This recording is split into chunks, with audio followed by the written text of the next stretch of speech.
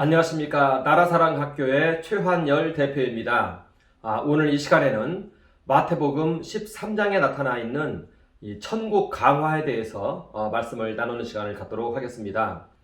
지난 시간에 우리는 마태복음 12장을 통해서 우리가 하나님의 성전이 되었고 또 우리 가운데 하나님의 신이 임하였다. 내 마음 가운데 하나님의 신이 임하였다. 그래서 우리 안에서 천국이 시작되었다. 여기에 대해서 말씀을 나누었습니다. 그리고 이제 마태복음 13장은 여기에 이어지는 내용인데요. 바로 이렇게 우리에게 이루어진 이 천국이 이제 어떻게 발전을 하는가, 여기에 대한 그 내용이 되겠습니다. 그러니까 마태복음 13장에 있는 그 내용은 마태복음 12장에 있는 우리가 하나님의 성전이 된 것과 또 여기에 하나님의 신이 임해서 우리 안에서 하나님의 나라가 시작된 것, 여기와 이제 관련해서 우리는 말씀을 이해해야 된다는 것입니다.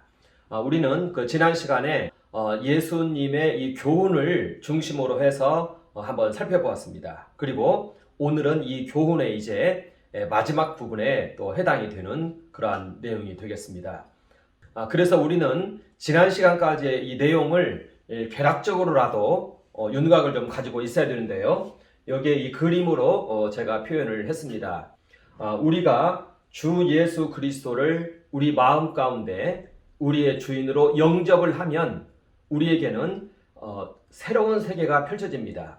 말하자면 예수를 나의 주와 그리스도로 영접을 하게 되면 거듭남인 것이죠. 그리고 이것은 예수를 주로 믿는다는 것은 예수 그리스도와 연합을 말하는 것이고 예수 그리스도와의 혼인을 말하는 것입니다. 예수님과 신랑 신부가 되는 것이고 예수님의 세계가 내 안에 밀려 들어오는 것입니다. 그래서 우리의 정체성이 예수 그리스도의 분신으로 바뀌는 것입니다.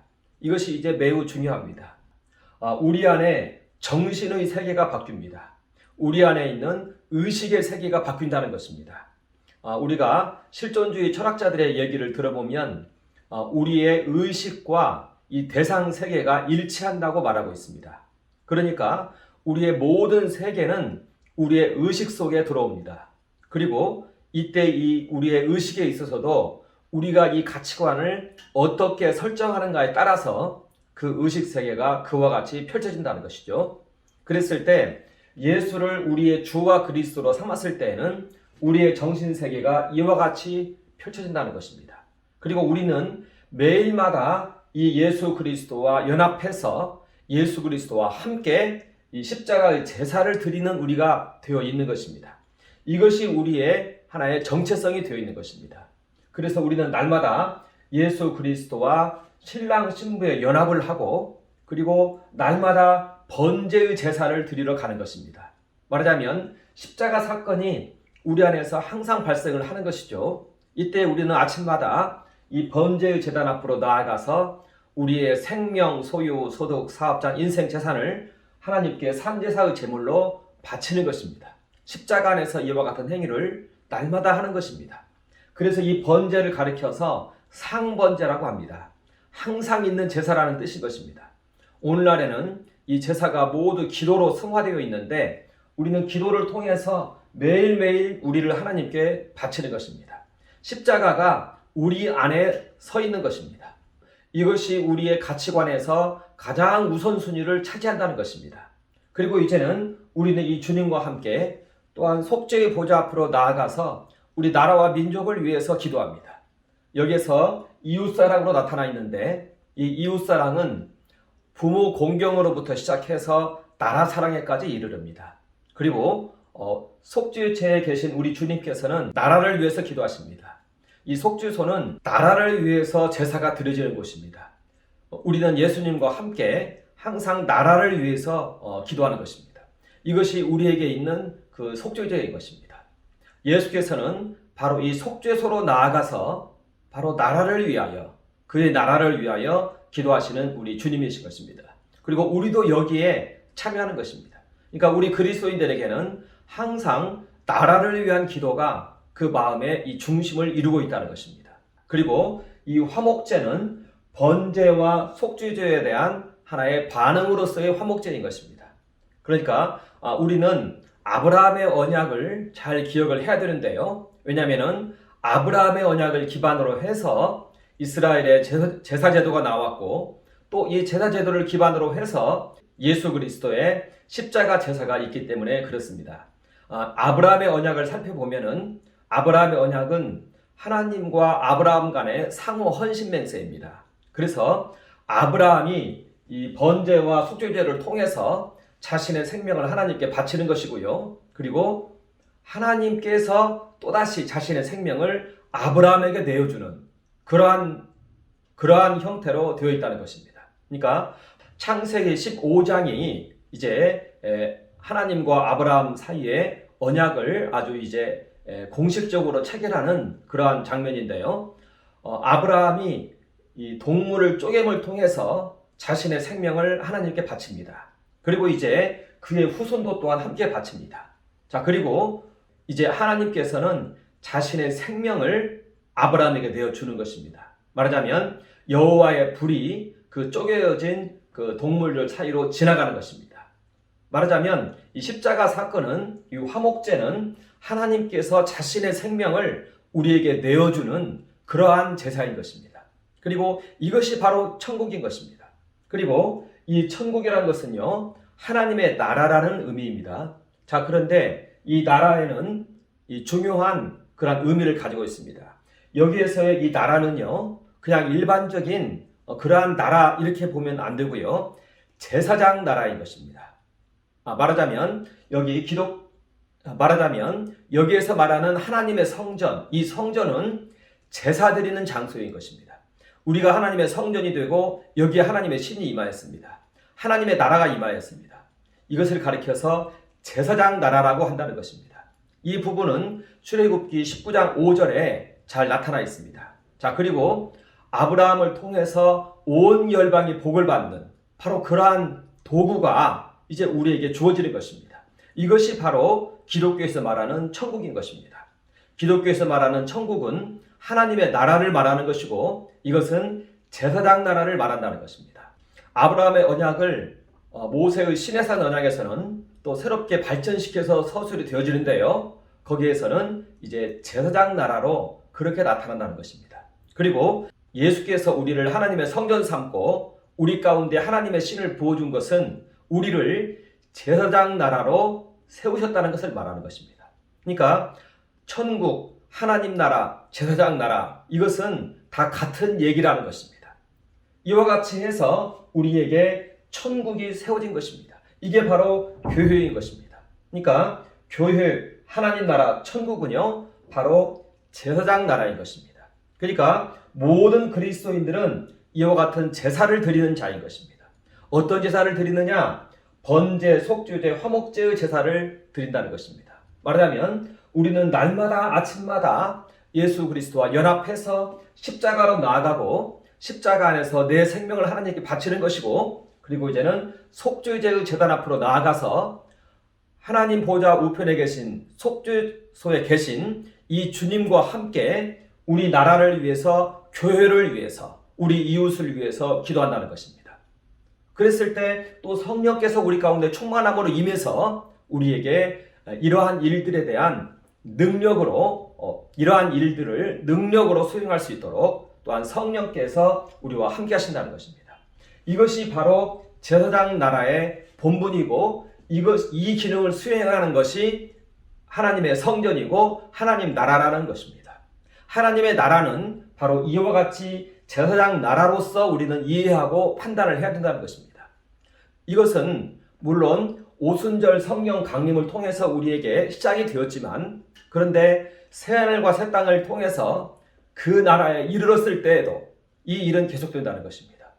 그래서 계시록 22장을 보면은요, 바로 이와 같은 제사장 나라가 본격적으로 출현을 하는 것입니다. 이것이 바로 예루살렘 성전입니다. 이것이 바로 예수 그리스도의 신부의 모습으로 나타나는 것입니다. 그러니까 새하늘과 새 땅에서도 우리는 이 기능을 항상 한다는 것입니다. 그리고 이 기능은 지금도 시작됐다는 것입니다. 그리고 마태복음 13장의 내용은 바로 이 기능을 우리가 오순절 성령 강림 사건 이후에 계속적으로 이제 시작을 하게 되었는데 그때 나타나는 모습을 마태복음 13장은 말하고 있다는 것입니다. 그러니까 오순절 이후에 그 천국의 모습을 이제 마태복음 13장에서는 얘기하고 있다는 것입니다. 그러니까 마태복음 13장에 나타나 있는 그 천국은요, 하나님 나라를 말하는 것이고 제사장 나라를 말하는 것이다. 우리는 이것을 이렇게 이해하고 그 부분을 이제 살펴보아야 된다는 것입니다. 그러니까 여기에 대한 지식이 없이 마태복음 13장을 보면은 이것은 이제 이해하고 해석하기가 참 어려운 그러한 내용이 되는 것입니다. 그런데 여기에 대한 내용을 먼저 우리가 이해를 하고 있다면 이제 마태복음 13장에서 말하는 내용이 무엇인지 우리는 좀 더 면밀하게 이제 확인할 수 있다는 것입니다. 자, 그랬을 때 마태복음 13장의 내용은요, 보면은 크게 이렇게 씨 뿌리는 비유가 있습니다. 이 씨 뿌리는 비유가 마태복음 13장에서 절반 이상을 차지합니다. 그러니까 이 비유가 가장 중요한 비유이고 여기에 대한 하나의 부연 설명처럼 우리는 받아들일 수 있다는 것입니다. 그래서 먼저 씨 뿌리는 비유에서 4가지 마음밭이 나오고요. 그리고 여기에 대한 설명으로서 이렇게 알곡과 가라지의 비유에서 누룩의 비유까지, 그리고 보화, 진주, 또 바다의 그물 비유를 통해서 또 이것을 살펴보는 이런 형태로 우리는 이 천국 강화를 이해하는 것이 바람직하다, 이렇게 좀 보여진다는 것입니다. 자, 그랬을 때 마태복음 13장에서 천국 강화에서 가장 중요한 것이 여기에서의 이 씨 뿌리는 비유입니다. 이 부분이 절반 이상을 차지하고 있습니다. 자, 그랬을 때 이 씨 뿌리는 비유에 대해서 우리가 먼저 좀 이해를 해야 되는데요. 여기에서도 씨에 대한 이해가 가장 중요합니다. 말하자면 여기에서 씨는 19절에서 천국 말씀으로 되어 있습니다. 천국 말씀으로. 그러니까 천국 말씀의 내용이 무엇인지를 정확하게 이해를 할 때 그 전체가 또다시 바르게 이해되어질 수 있다는 것입니다. 자, 그래서 우리는 이 천국 말씀이 무엇인가, 이 씨는 무엇인가, 19절에서는 천국 말씀이라고 되어 있는데 어디 또 다른 곳에 가보면은 바로 예수 그리스도의 자신이기도 합니다. 말하자면 복음이라는 얘기죠. 복음이기도 합니다. 복음이 하나의 씨앗인 것이고 이것이 바로 또한 천국 말씀인 것입니다. 그래서 우리는 이 복음과 믿음과 천국에 대한 개념을 명확하게 해야 되겠습니다. 이것이 바로 씨에 대한 이해인 것입니다. 먼저 우리는 이 복음이 무엇인가, 우리는 지난 시간에 이 복음에 대해서 계속 말씀을 나누었습니다. 이 복음은 하나님의 아들이 우리의 죄와 저주를 담당하셨도다. 이게 이제 복음의 내용입니다. 말하자면 여기에서 하나님의 아들이라는 것은 예수께서 그리스도이시다 이 뜻입니다. 말하자면 하나님의 아들만이 모든 인생들의 죄와 저주를 담당할 수 있는 그런 자격과 능력이 있는 것입니다. 그리고 그 하나님의 아들이 우리 가운데 성육신하신 것입니다. 그리고 우리를 위하여 십자가를 지신 것입니다. 이게 바로 이제 하나님의 아들이 우리의 그리스도가 되었다 이 뜻인 것입니다. 그러니까 하나님의 아들만이 우리의 모든 죄와 저주를 담당할 수 있다 이 뜻인 것입니다. 자, 그리고 이 그리스도를 우리의 주인으로 삼는 것, 이것이 바로 이제 영접인 것입니다. 그리고 그것이 믿음입니다. 여기 보면은요, 예수 그리스도를 우리의 주인으로 삼는 것, 말하자면 예수 그리스도가 우리의 주인이다, 이게 복음입니다. 예수 그리스도가 우리의 신랑이다, 이게 복음인 것입니다. 여기에서 이 주는 신랑과 같은 그런 의미를 가지고 있습니다. 그러니까 예수 그리스도가 하나님의 아들이, 우리의 죄와 저주를 담당한 하나님의 아들이 우리의 신랑이다, 우리의 머리이다, 우리의 주인이다, 이게 이제 복음의 내용인 것입니다. 그리고 이 예수 그리스도를 나의 신랑으로 영접하는 것, 이것이 바로 이제 믿음인 것입니다. 하나님의 아들이 우리 가운데 오셔서 우리의 죄와 저주를 담당하셨다. 그런데 그가 바로 우리의 주인이다, 우리의 신랑이다 하면서 이분과 깊은 연합에 들어가는 것이 이제 믿음이라는 것입니다. 그래서 예수님을 우리의 신랑 삼고 예수 그리스도와 날마다 연합하는 것, 날마다 아침에 그 기도의 시간에 일정 시간을 내어서 예수께서 나의 주인이시고 나의 신랑이시고 하면서 이 예수께 나를 바치고 또 예수께서도 자신을 우리에게 내어주시고 해서 둘이 온전한 연합을 하는 것, 이것이 바로 믿음이라는 것입니다. 그렇게 했을 때 우리 안에 새로운 세계가 펼쳐집니다. 그것은 바로 예수 그리스도의 모든 생애가 우리의 생애가 된다는 것입니다. 나의 생애가 된다는 것입니다. 내가 예수 그리스도의 영으로 거듭 태어난다는 것입니다. 이제 내 과거는 예수 그리스도의 생애가 우리의 과거가 된 것입니다. 예수 그리스도께서 십자가 지신 그 십자가 사건이 바로 나의 사건이 된다는 것입니다. 그리고 예수께서 하나님의 속죄의 보좌 앞으로 나아가서 우리 나라를 위해서 기도하고 계시는데 바로 그 모습이 바로 내가 여기에 참여하는 모습이 된다는 것입니다. 그리고 그 결과 하나님의 신이 우리 안에 임한다는 것입니다. 내 안에 임한다는 것입니다. 아버지의 신이 내 안에 임한다는 것입니다. 이것이 우리에게 임한 천국인 것입니다. 이것을 우리는 소유해야 된다는 것입니다. 이것이 이제 바로 믿음이고 영접이라는 것입니다. 우리가 주님을 영접하면 우리는 예수님이 우리의 신랑이 되셨기 때문에 신부가 신랑 되신 예수님을 따라가는 것입니다. 신랑이 신부를 따라오는 것이 아닙니다. 신부된 우리가, 종된 우리가 우리의 주인을 따라가는 것입니다. 주님께서 가 계신 곳은 어딘가? 십자가였습니다. 그리고 십자가 안에서 우리를 하나님께 온전히 드려주십니다.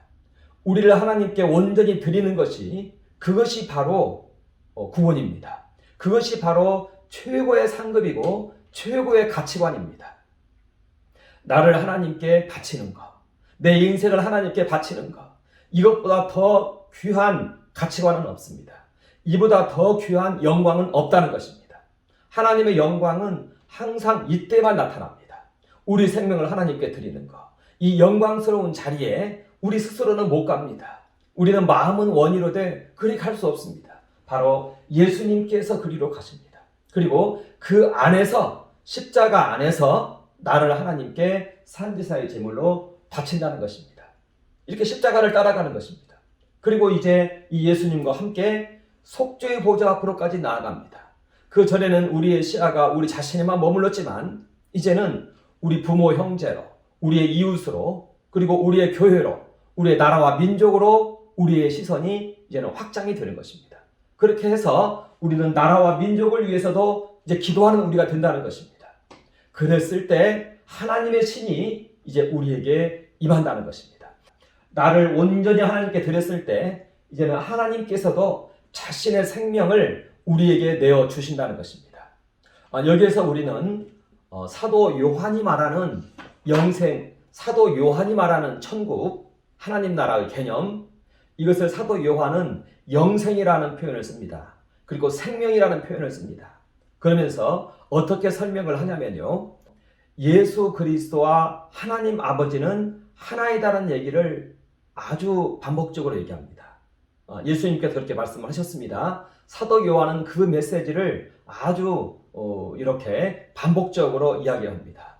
예수께서 말씀하십니다. 나와 아버지는 하나이니라. 이렇게 말씀을 많이 합니다.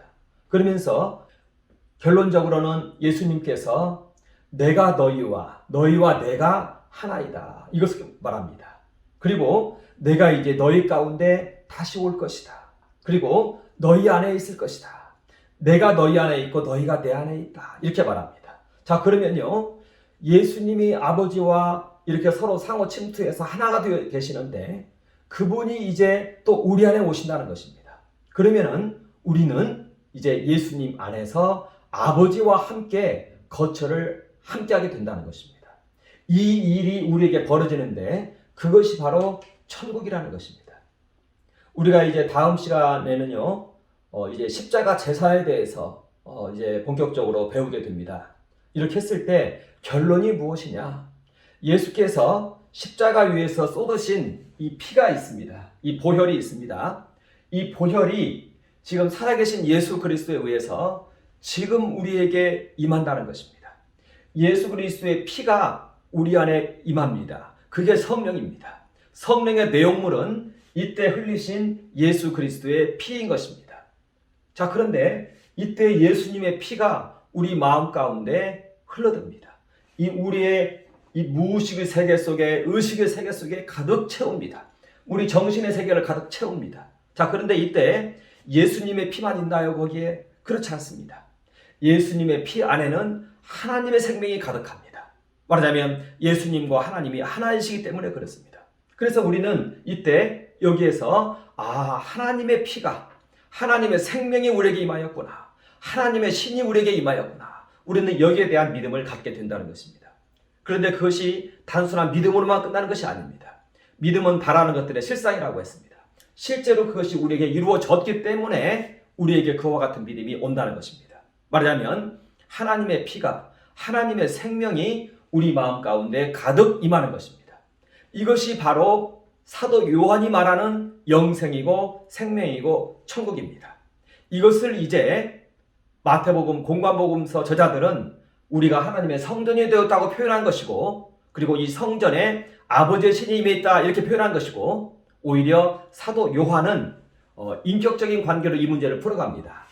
우리가 예수 그리스도와 온전히 하나 되었고, 또 이 예수 그리스도의 피가, 예수 그리스도의 영이 우리 안에 가득 임하였고, 또 예수 그리스도의 영이 있는 그곳에 아버지께서 계셔서 아버지께서도 우리와 거처를 함께하게 되었다. 이것이 바로 사도 요한이 말하는 하나님의 생명 주심이고 천국의 시작이고 또 제사장 나라가 시작되는 것을 이렇게 사도 요한은 표현하고 있다는 것입니다. 같은 얘기라는 것입니다.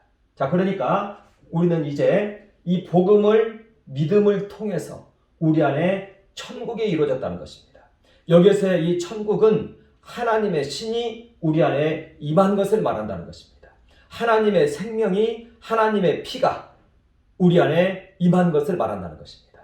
예수님의 피가 우리 안에 가득한데, 예수님의 생명이 가득한데 그 안에는 또한 하나님의 생명이 가득하더라. 그래서 이제 결국 하나님과 그리스도와 우리가 이제는 한 거처를 함께하는 한 생명이 되어지는, 이것이 바로 천국이고 하나님 나라이고 제사장 나라라는 것입니다. 이것이 바로 이제 씨에 대한 이해가 되는 것입니다. 이게 바로 천국 말씀입니다. 우리가 이제 아버지와 하나가 된다는 것입니다.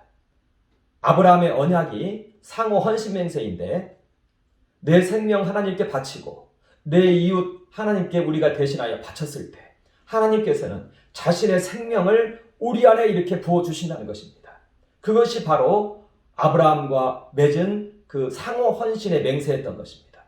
그리고 그것이 예수 그리스도를 통해서 우리에게 이루어졌다는 것입니다. 이제는 하나님의 신이 우리에게 임하였습니다. 하나님의 생명이 우리에게 흐릅니다. 하나님의 피가 우리에게 흐릅니다. 이것이 바로 천국 말씀의 내용이라는 것입니다. 이제 이 천국 말씀이, 이 복음이, 이 말씀이 이제 이 세상에 뿌려졌는데, 이 세상을 가리켜서 밭이라고 표현합니다. 그래서 이 보면은요, 마음 밭의 종류들이 있다 이렇게 말합니다.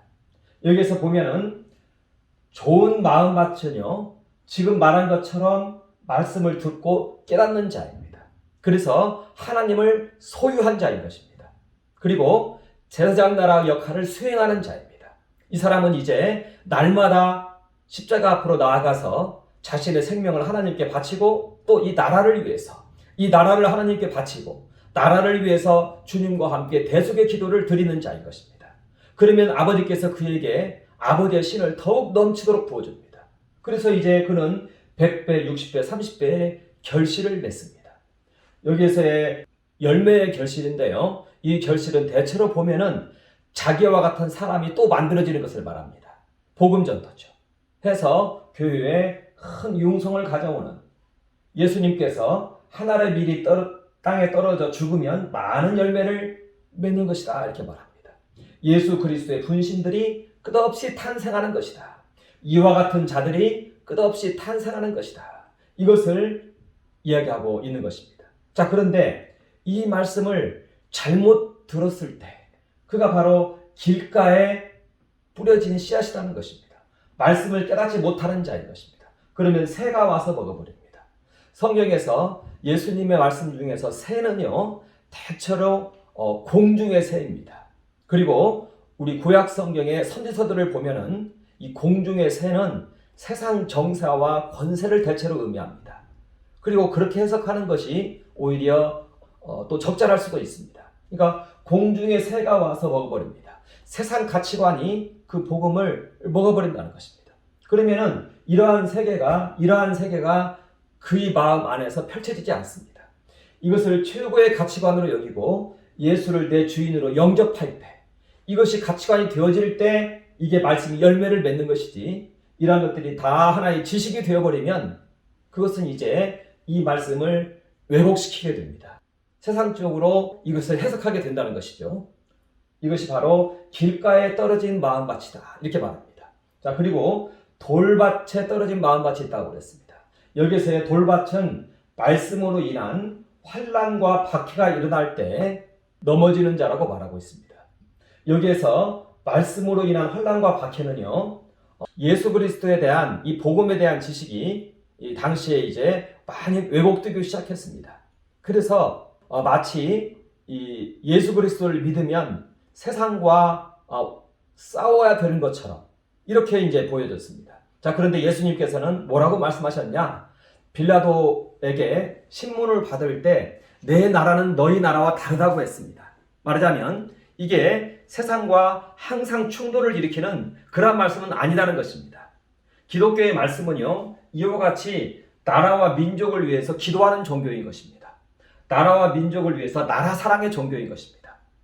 바로 이 교회 하나님 나라는 끝없이 나라를 위해서 기도하고 나라 사랑을 하는 그러한 신앙인들인 것입니다.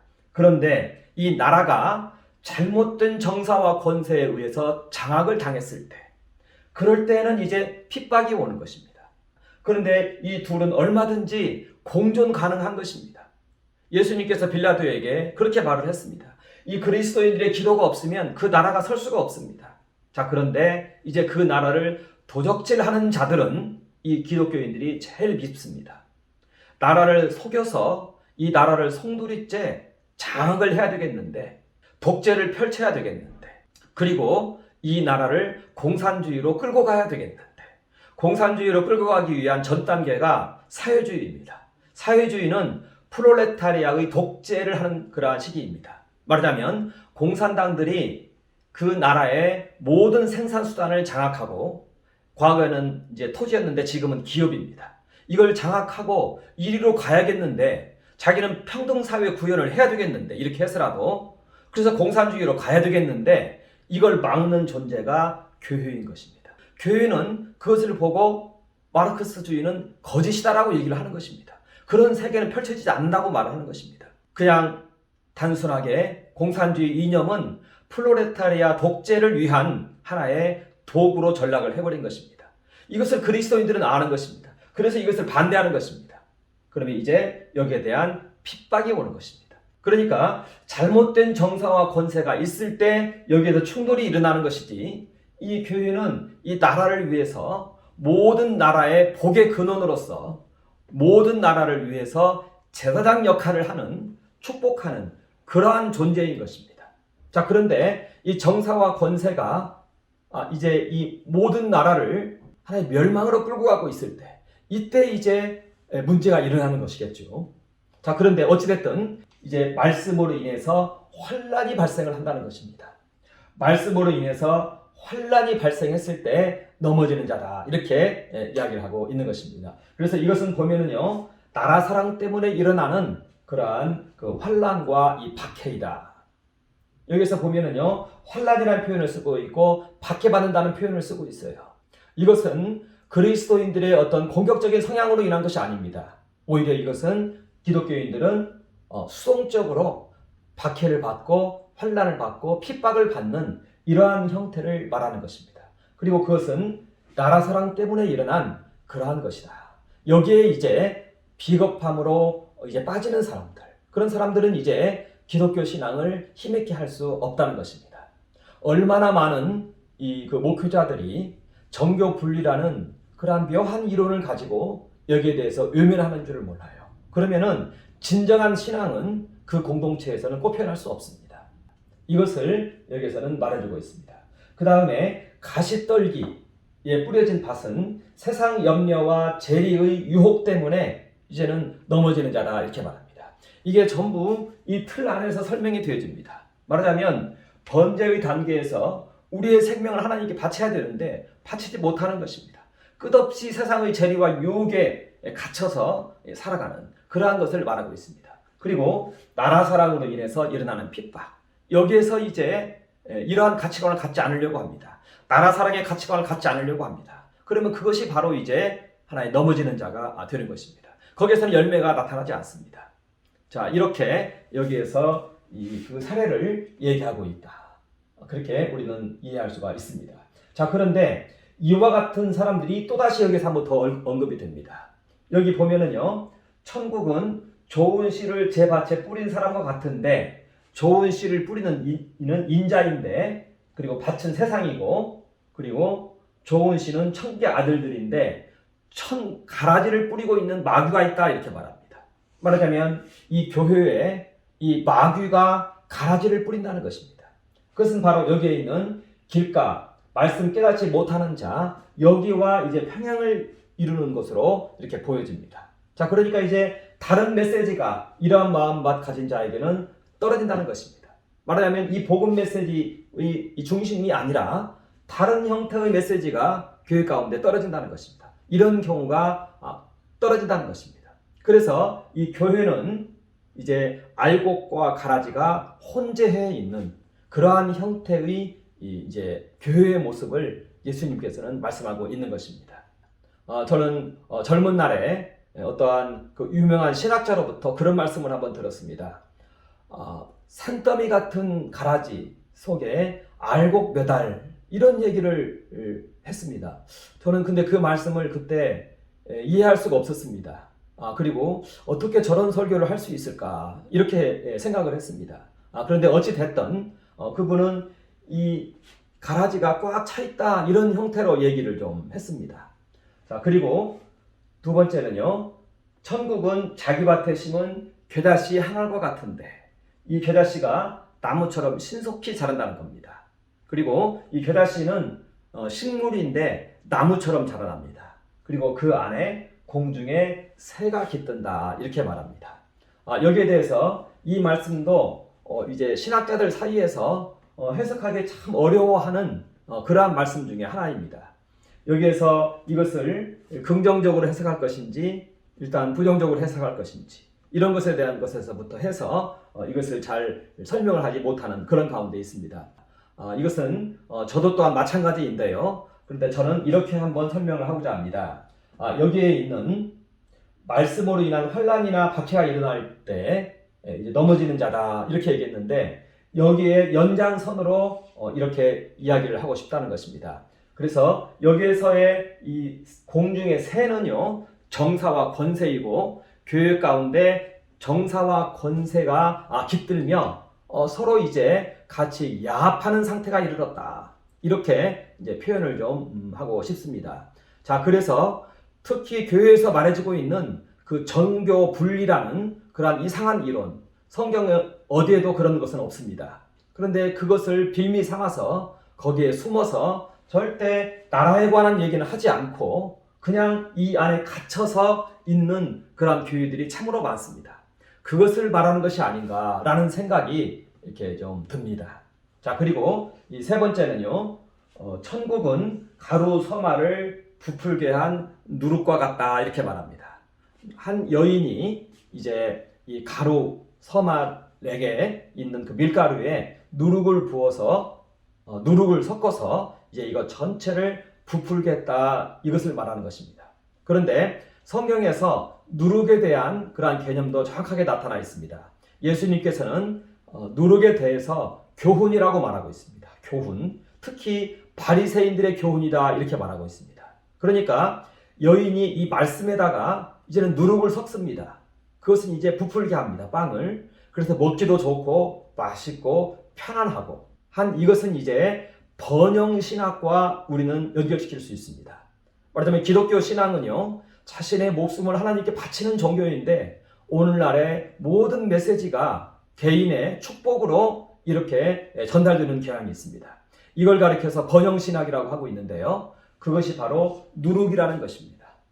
그래서 우리 교회 가운데 퍼져 있는 축복 중심의 신앙은 우리 그리스도인들이 가장 경계해야 될 그러한 메시지인 것입니다. 자기 부인과 헌신과 자기 목숨을 하나님께 바치는 것, 이삭 번제와 같은 것, 그것을 통해서 은혜를 받게 해야 되는데 그 정반대의 것으로 은혜를 끼치고 있다는 것입니다. 그것이 바로 누룩이라는 것입니다. 이렇게 이제 말씀밭의 종류에서 길가, 돌밭, 가시떨기, 이것을 우리는 이렇게 연결을 좀 시킬 수 있다. 이렇게 좀 보여진다는 것입니다. 말하자면 길가에 떨어졌다는 것은 말씀을 깨닫지 못하는 자입니다. 이 본질을 깨닫지 못하는 자입니다. 그곳에는 가라지의 씨가 그곳에 뿌려진다는 것입니다. 그래서 기독교 신앙을 자기 나름대로 이해를 하게 되는 것입니다. 그리고 두 번째는 이제 말씀으로 인한 박해, 나라 사랑 때문에 일어나는 때 여기에 대해서 이제 야합이 일어나는, 말하자면 교회가 나라 사랑과 나라의 문제에 대해서는 이제는 언급을 하지 않는, 기독교 신앙은 나라를 살리는 신앙이고 나라를 위해서 중보기도하는 신앙이고, 아브라함의 언약도 보면 아브라함으로 인하여서 모든 족속들이 복을 받으리라 해서 나라가 복을 받는 종교인데 나라에 대해서는 일절 말하지 못하게 하는.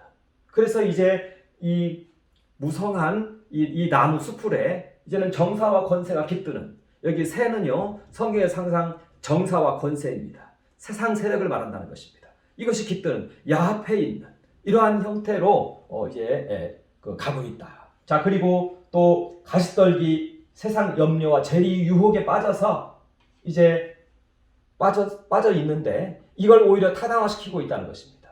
축복받아라, 땅에서 잘 되어라. 이것이 우리의 이제 메시지가 되어 있다는 것입니다. 그건 누룩이라는 것입니다. 바리새인의 교훈이라는 것입니다. 오히려 기독교의 교훈은 우리의 생명을 하나님께 바치라, 내 인생을 바치라, 이게 하나님께 영광이다, 이게 참 축복이다, 이렇게 우리는 말을 한다는 것입니다. 자, 그리고 이제 그 다음 비유를 한번 보도록 하겠습니다. 여기서 이제 올바른 교회의 모습이 나타나고 있습니다. 어떤 사람이 밭을 갈게 되었습니다. 다른 사람 밭이죠. 그런데 여기에서 보화를 발견을 했습니다. 그래서 얼른 가서 자기 재산을 다 팔아서 이 밭을 샀다는 것입니다. 이것이 바로 기독교의 복음입니다. 우리의 전 재산을 바쳐서 예수 그리스도를 사는 것입니다. 번제가 그렇습니다. 내 생명을 하나님께 온전히 바치는 것입니다. 그렇게 해서 예수 그리스도를 사는 것입니다. 예수를 내 주인으로 삼는다는 것은요, 내 생명을 예수께 바치는 행위를 말합니다. 종이 되는 것을 말합니다. 내 모든 소유를 주님께 바치는 것입니다. 이렇게 해서 예수 그리스도가 소유되는 것입니다. 이러한 자가 이 번제의 제사를 드릴 수가 있습니다. 하나님 앞에 나아가서 하나님, 내 생명, 소유, 소득, 사업장, 인생, 재산이 하나님 것입니다. 이 고백을요 아무나 못하는 것입니다. 온전히 예수께 자신을 바친 자 아니면 이 고백 무서워서 못합니다. 그런데 우리는 성령으로 이 고백을 해내는 것입니다. 말하자면 이러한 결단이 필요했던 것입니다. 내 전 재산을 바쳐서 그 밭을 사고 그 보화를 소유했다는 것입니다. 예수 그리스도를 소유했다는 것입니다. 예수 그리스도를 소유했을 때 우리에게는 이러한 세계관이 열립니다. 이러한 가치관이 열립니다. 내 정신 세계에 십자가가 세워진다는 것입니다. 그래서 날마다 이 십자가 앞으로 나아가서 우리를 하나님께 바치는 행위를, 또 나라를 위해서 기도하는 행위를 할 수 있다는 것입니다. 그리고 그곳에 하나님의 신이 임합니다. 그래서 하나님의 신으로 살아갑니다. 이것이 바로 이제 밭에 감추인 보화라는 것입니다. 그런데 이보다 더 깊은 영역이 있습니다. 이 사람이 이제는 극상품 진주를 만납니다. 보화를 찾으러 다닙니다. 성경 읽다가 예수 그리스도를 발견하고 예수 그리스도를 소유하게 되었는데 계속해서 이것을 찾습니다. 자기 부인 헌신이 신앙의 방향이라는 것을 압니다. 그리고 열심히 찾습니다. 그러면서 극상품 진주를 만난다는 것입니다. 그것이 바로 나라를 위한 기도입니다. 주님과 함께 속죄의 보좌 앞으로 나아가서 주님과 함께 나라와 민족을 위해서 기도하는 행위, 그게 바로 극상품 진주라는 것입니다. 나라를 위해서 기도하는 자는 극상품 진주를 만난 자인 것입니다. 이제 마지막 날에 하나님께서는 우리 모든 물고기들을 이제 그물에 모읍니다. 그래서 여기서 알곡과 쭉정이를 갈라내듯이 이제는 고기를 나눕니다. 이와 같은 형태의 신앙인과 이와 같은 형태의 신앙인이 이제는 드러난다는 것입니다. 이것이 바로 이제 종말의 때이다. 종말의 때에 가면은요, 이러한 신앙의 형태가 극명하게 드러납니다. 오늘날 흘러가는 이러한 여러 가지 상황들을 보면 정말 종말의 때가 아닌가 싶은 생각이 듭니다. 이런 때일수록 이 양자의 신앙은 극명하게 드러납니다. 오히려 알곡에 속하여서, 복음에 속하여서, 알곡에 속하여서 신앙을 한 사람들은 그 신앙이 더욱 일취월장할 것이고, 그리고 나라 사랑은 전혀 관심도 없고 자기를 하나님께 드린 것에 대해서도 관심도 없고 이러한 사람은 아예 신앙을 못하게 되는 그러한 때가 이제 이른다는 것입니다. 그리고 그러한 때가 이미 이른 것 같습니다. 우리는 여기에서 이 주님의 천국 강화를 통해서 무엇이 복음이고 무엇이 천국인지 분명하게 알고 이리로 정진하는 우리가 되도록 해야 되겠습니다. 잠깐 한번 기도하겠습니다. 하나님 우리 아버지 경배합니다. 찬양합니다. 천국 강화를 통해서 우리가 복음 말씀을 정확하게 깨닫고 또 여기에 정진함으로 날마다 우리를 하나님께 바치고 또한 나라를 위해 기도하고 또한 하나님의 신으로 거듭나는 그러한 우리의 기도와 그러한 행위가 우리 안에 가득하게 하여 주시옵소서. 감사합니다. 예수님 이름으로 선포하며 기도합니다. 아멘.